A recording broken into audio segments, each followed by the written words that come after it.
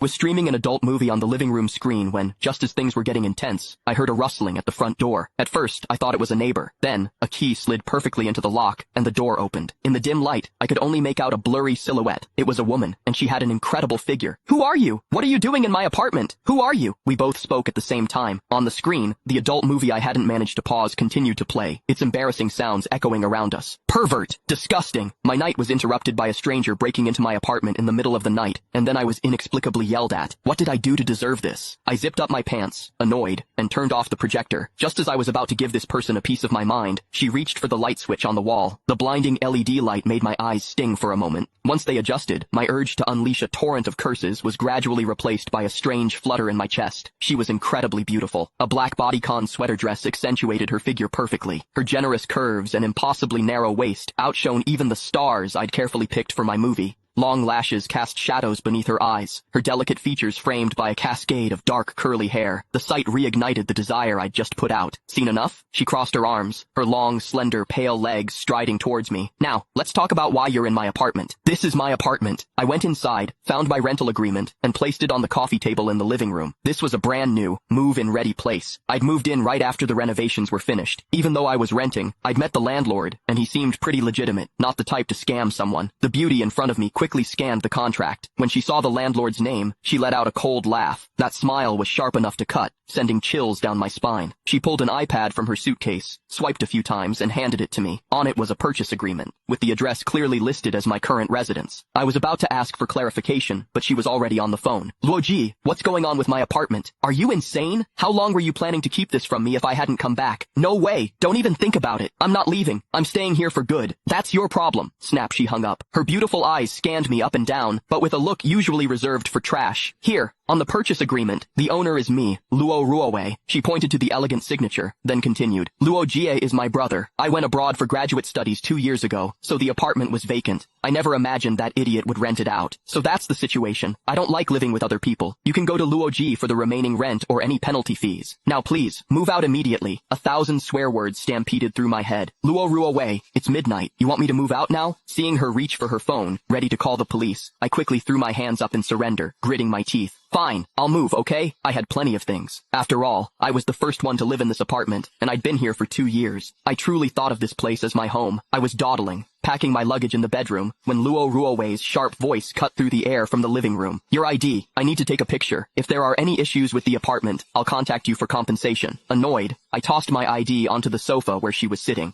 Click the link in my bio to get the full story for free.